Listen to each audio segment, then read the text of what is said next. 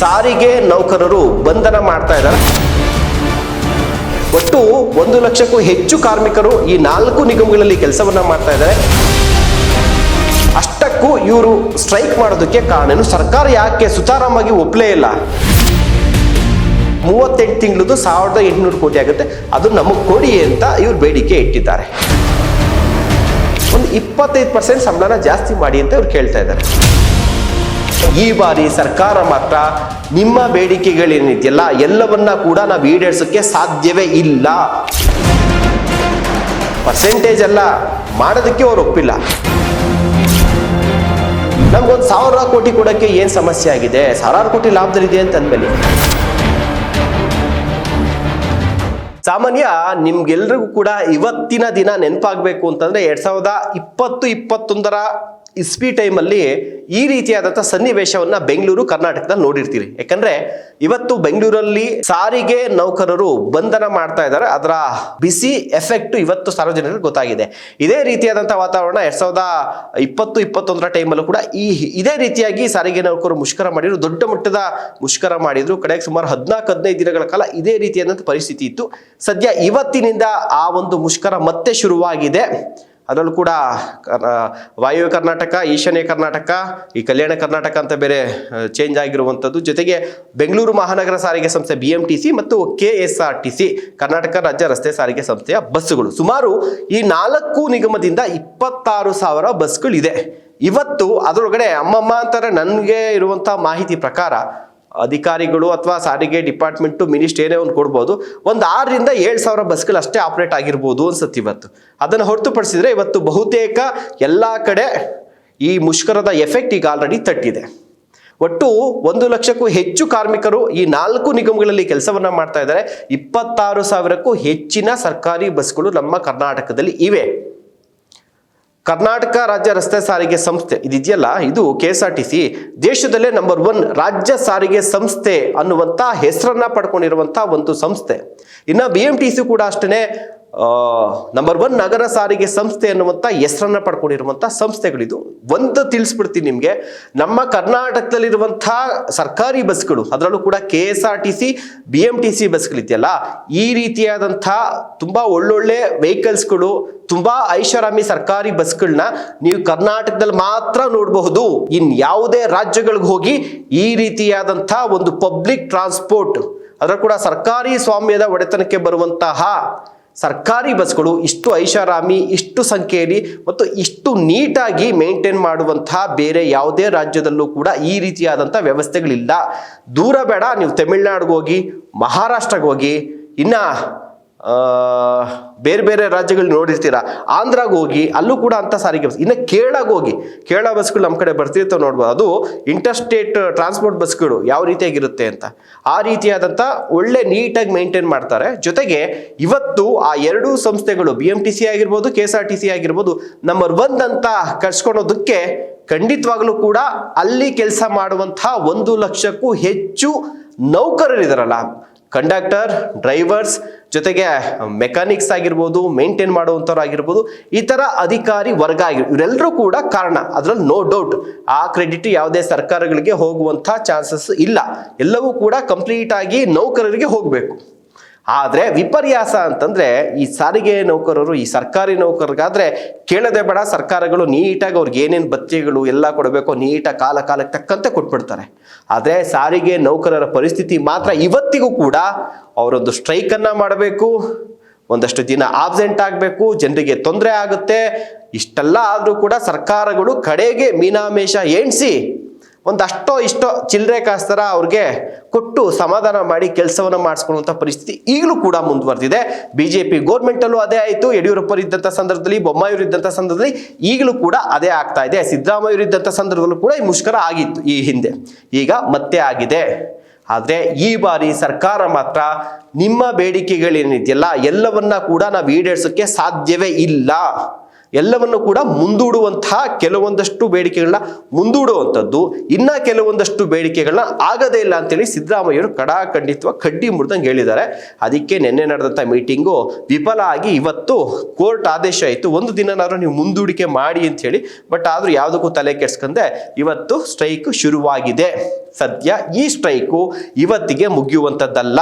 ಬಹುಶಃ 1 ವಾರಗಳಿಗಿಂತ ಹೆಚ್ಚಿನ ಕಾಲ ನಡೆಯುವಂಥ ಎಲ್ಲ ಸಾಧ್ಯತೆಗಳಿದೆ.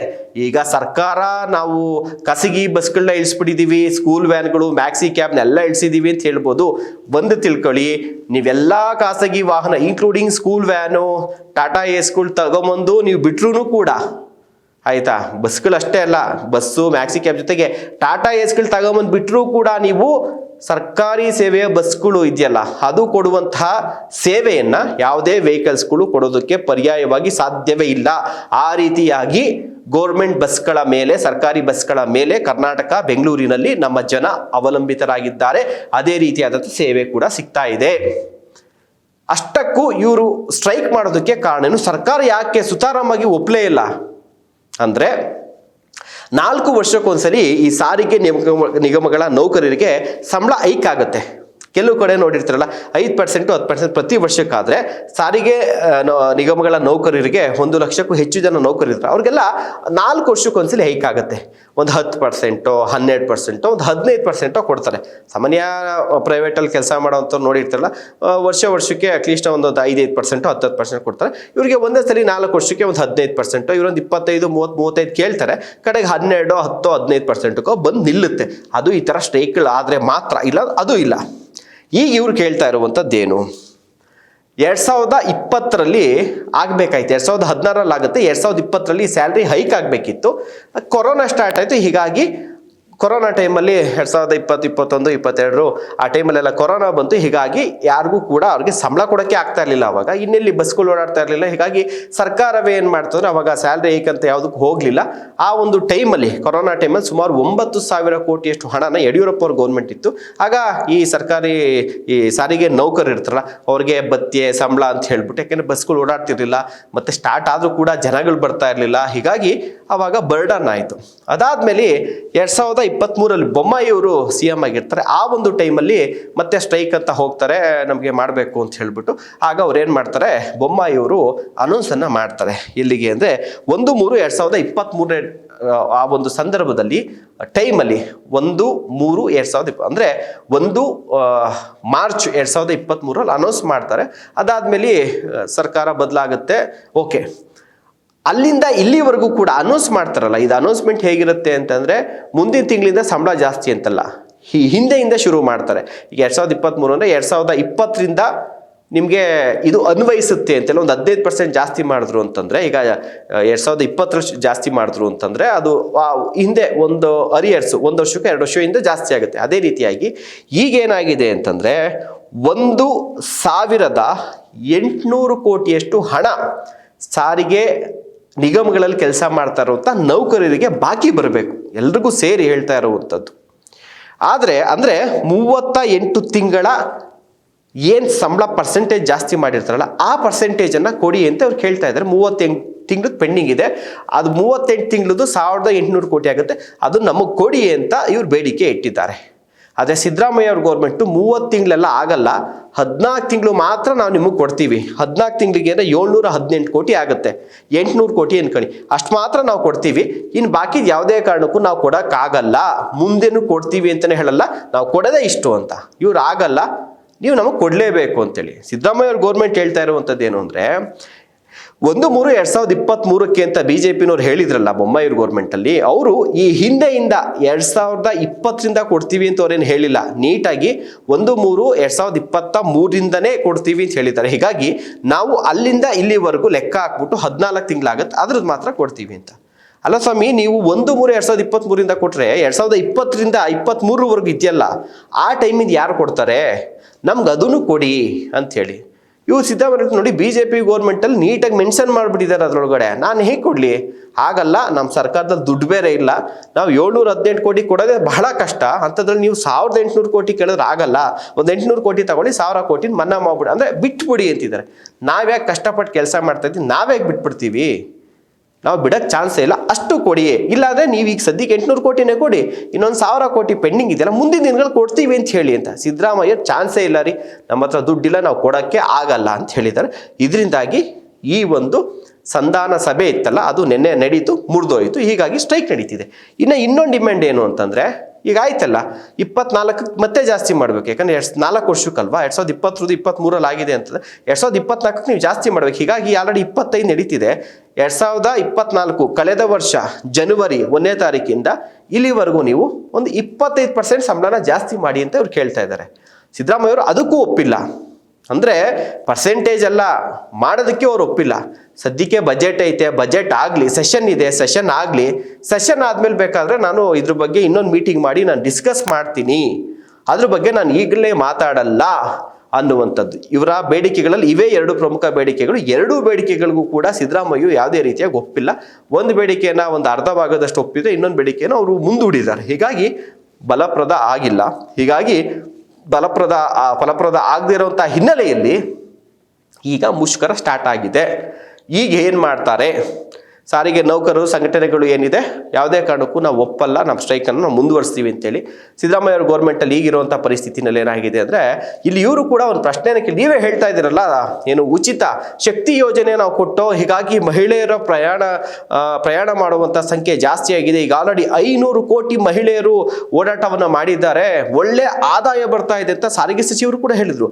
ಸಾರಿಗೆ ನಿಗಮಗಳಿಂದ ಶಕ್ತಿ ಯೋಜನೆಯಿಂದ ನಮಗೆ ನಷ್ಟ ಆಗ್ತಾ ಇಲ್ಲ, ಒಳ್ಳೆ ಲಾಭ ಬರ್ತಾ ಇದೆ, ಹೆಣ್ಮಕ್ಳು ಫ್ರೀಯಾಗಿ ಓಡಾಡ್ತಾ ಇರ್ಬೋದು, ಹೆಚ್ಚಿನ ಸಂಖ್ಯೆಯಲ್ಲಿ ಓಡಾಡ್ತಿದ್ದಾರೆ, ಆ ದುಡ್ಡೆಲ್ಲ ಕೂಡ ಸರ್ಕಾರ ನಮ್ಮ ನಿಗಮಗಳಿಗೆ ಕೊಡ್ತಾ ಇದೆ, ನಮ್ಗೆ ಲಾಭದಲ್ಲಿದೆ ಅಂತ ಹೇಳಿ, 1000 ಕೋಟಿ ಲಾಭದಲ್ಲಿದೆ ಅಂತ ಹೇಳಿದ್ರು.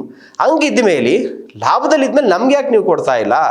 ನಮ್ಗೊಂದು 1000 ಕೋಟಿ ಕೊಡೋಕ್ಕೆ ಏನು ಸಮಸ್ಯೆ ಆಗಿದೆ? 1000 ಕೋಟಿ ಲಾಭದಲ್ಲಿದೆ ಅಂತ ಅಂದಮೇಲೆ ಕೊಡಿ ನಮಗೆ ಅಂತ ಇವ್ರು ಕೇಳ್ತಾ ಇರುವಂಥದ್ದು. ಹೀಗಾಗಿ ಸಿದ್ದರಾಮಯ್ಯ ಸರ್ಕಾರ ಈಗ 1,000 ಕೋಟಿ ವಿಚಾರಕ್ಕೆ ಸಂಬಂಧಪಟ್ಟಂತೆ, ಸಾರಿಗೆ ನೌಕರರು ಜೊತೆಗೆ ವೇತನ ಪರಿಷ್ಕರಣೆ ವಿಚಾರಕ್ಕೂ ಸಂಬಂಧಪಟ್ಟಂತೆ ಈ ಅಗ್ಗಜಗ್ಗಾಟ ಜಟಾಪಟಿ ನಡೀತಾ ಇದೆ. ಹೀಗಾಗಿ ಇದರಲ್ಲಿ ಸರ್ಕಾರ ಜೊತೆಗೆ ಸಾರಿಗೆ ಸಂಘಟನೆಗಳು ಏನೆಲ್ಲ ಇದೆಯಲ್ಲ ಕೂತು ಮತ್ತೊಂದು ಸ್ಥಿತಿನ, ಸರ್ಕಾರನು ತನ್ನ ಹಠವನ್ನು ಬಿಡಬೇಕು.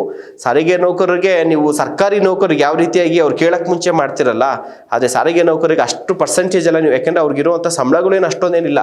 ಹೀಗಾಗಿ ಕೂತು ಬಗೆಹರಿಸ್ಕೊಂಡು ನಿಮ್ಮ ಕಿತ್ತಾಟದಲ್ಲಿ ಸರ್ಕಾರದ ಪ್ರತಿಷ್ಠೆಯಲ್ಲಿ ಸಾರ್ವಜನಿಕರಿಗೆ ತೊಂದರೆ ಆಗುವಂಥದ್ದು ಬೇಡ. ಕಳೆದ ಬಾರಿ ರೀತಿಯಲ್ಲಿ 14 ದಿನ 15 ದಿವಸ ಆಗೋದು ಬೇಡ. ಆದಷ್ಟು ಬೇಗ ಇದು ಬಗೆಹರಿಬೇಕು ಈ ಸಮಸ್ಯೆ.